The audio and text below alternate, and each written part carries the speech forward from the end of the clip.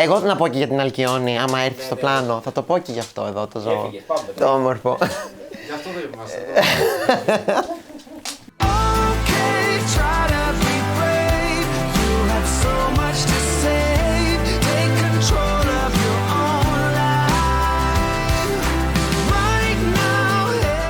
Είμαι ο Σεραφείμ Χατζηλιάδης, κατάγομαι από Σαντορίνη, από τη μαμά και από τη Σμύρνη, από τον πατέρα μου. Τελείωσα το 2011 τις σπουδές μου στο Παιδαγωγικό Τμήμα Ειδικής Αγωγής του Βόλου και έκτοτε έχω ασχοληθεί με την κομμωτική επαγγελματικά τελειώνοντας σχολή, με το μακιγιάζ, με το θέατρο, με τη συγγραφή παιδικών βιβλίων. Μου αρέσει γενικότερα η πολυπραγμοσύνη και μου αρέσει ό,τι θέλω να το κατακτώ και να το καταφέρνω. Αυτό δηλαδή είναι το μότο μου. Λοιπόν, εγώ αυτοπροσδιορίζομαι καταρχήν ως ένας άνθρωπος που έχει στοιχεία και από τη θηλυκή φύση και από την αρσενική όμως, δεν απαρνιέμαι δηλαδή καμία από τις δύο υπάρξεις τέλος πάντων και εκφάνσεις του φύλου.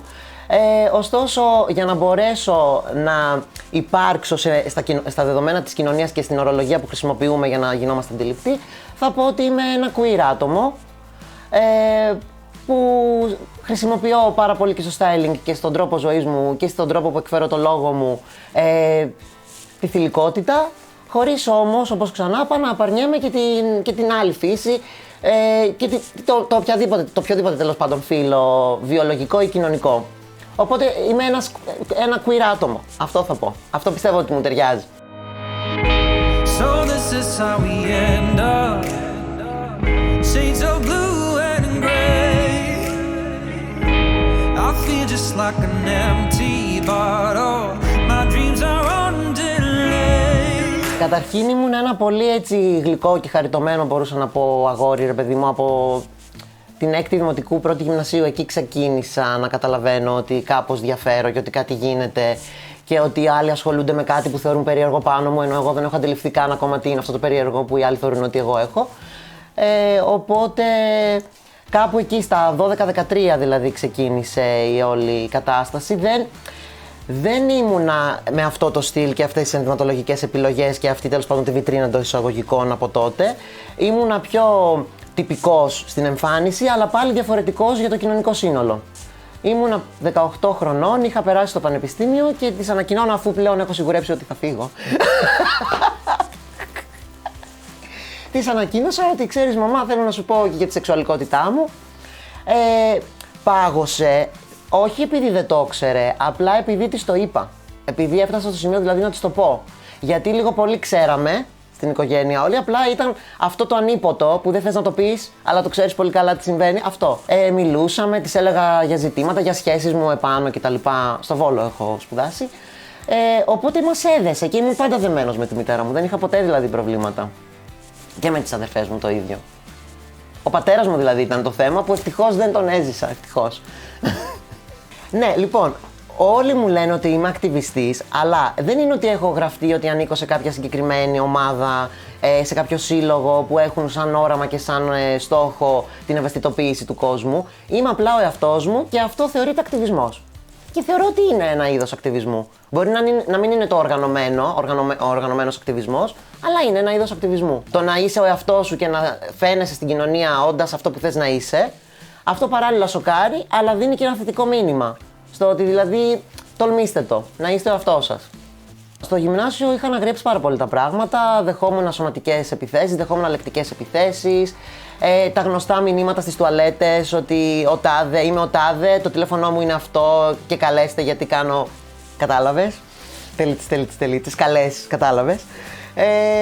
Κλάματα, εγώ μετά στο σπίτι, οδυρμή, γιατί εγώ ασχολήθηκα με την ειδική αγωγή γιατί έχω αδερφή αμαία, η οποία ανήκει στο κομμάτι των ψυχικών διαταραχών, είναι αμαία, κατόπιν πολλών τέλος πάντων πραγμάτων που της έτυχαν στη ζωή της και ήταν πάντα το κίνητρο για να ασχοληθώ με την ειδική αγωγή. Οπότε γι' αυτό ασχολήθηκα, έχοντας δηλαδή βίωμα.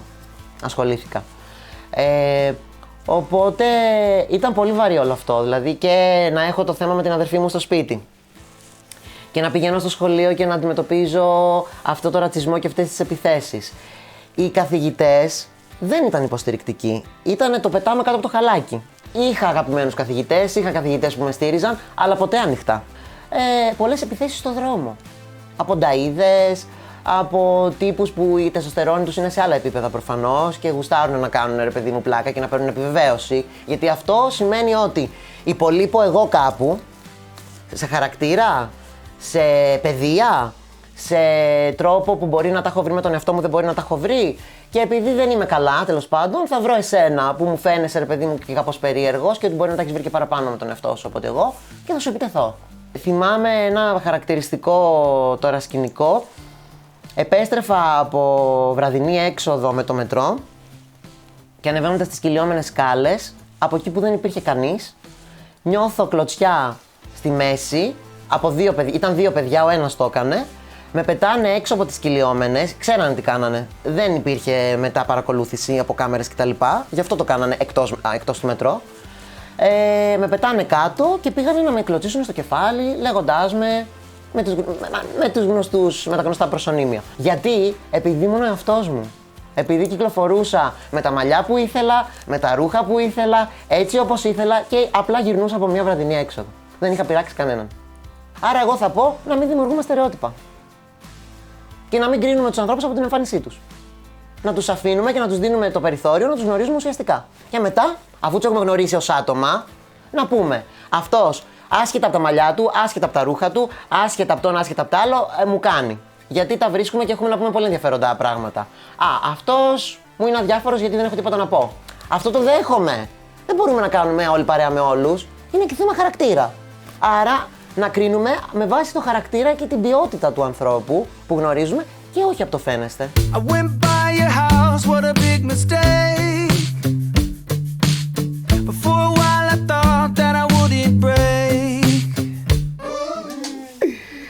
Λοιπόν, δημιούργησα πάρα πολλές διεξόδους, οπότε σίγουρα η ζωή μου είναι καλύτερη τώρα, γιατί όντας μικρός, πρώτα έπρεπε να περάσω από μια διαδοχική σειρά πραγμάτων και μια διαδικασία για να φτάσω σε αυτό το σημείο που είμαι τώρα.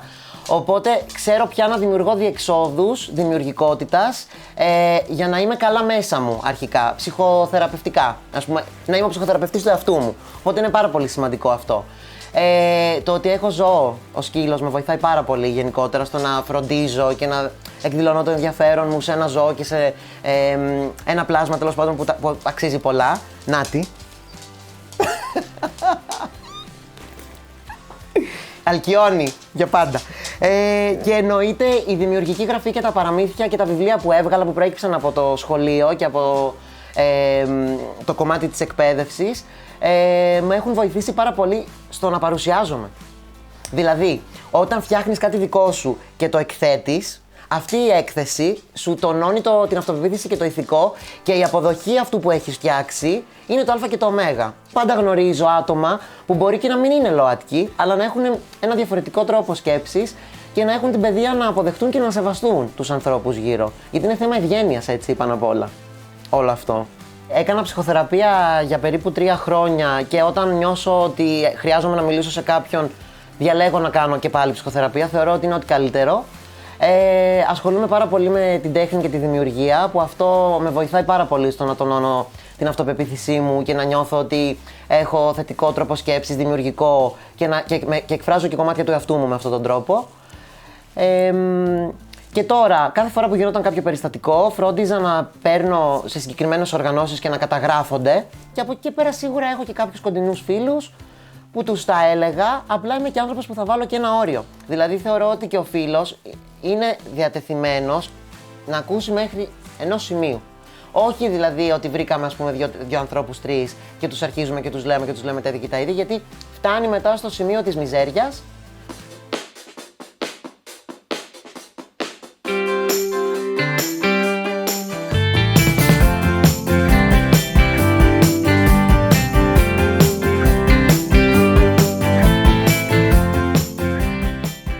Οι ευχές μου λοιπόν για τα χρόνια που έρχονται είναι να βλέπω όσο το δυνατόν περισσότερους ανθρώπους να τολμάνε να είναι διαφορετικοί, όχι επειδή είναι μόδα, αλλά επειδή θα το θέλουν οι ίδιοι να είναι διαφορετικοί, πάρα πολύ σημαντικό. Να βλέπω ακόμα πιο μεγαλύτερη αποδοχή από την κοινωνία που μπορεί να μην ανήκει στην ομάδα ανθρώπων έκφρασης αυτής της σεξουαλικότητας, να είναι υποστηρικτική. Και γενικότερα να βλέπω όλο και περισσότερα άτομα αυτή τη σεξουαλικότητα στις τέχνες. Κάτι που υπάρχει ήδη, να το δω να γίνεται ακόμα πιο μεγάλο και πιο έντονο και να κατακλείσουν, ρε παιδί μου, αυτά τα άτομα όλες τις τέχνες. Γιατί πιστεύω ότι έχουμε μεγάλη πηγή έτσι μέσα μας έμπνευσης και δημιουργικότητας που μπορεί να έχει προέλθει και από τα άσχημα βιώματα που έχουμε ζήσει. Τα μεταλλάσσουμε και τα μεταμορφώνουμε και τα βγάζουμε με θετικό τρόπο. Οπότε αυτό είναι το πιο όμορφο που εύχομαι. Δηλαδή, το να μπορεί ο καθένας να μετατρέπει ό,τι αρνητικό βίωμα του έχει συμβεί σε κάτι θετικό για τον κόσμο και να γίνεται παράδειγμα. Αυτό είναι για μένα, αυτό εύχομαι να κάνουν από εδώ και πέρα και οι άλλοι άνθρωποι τριγύρω.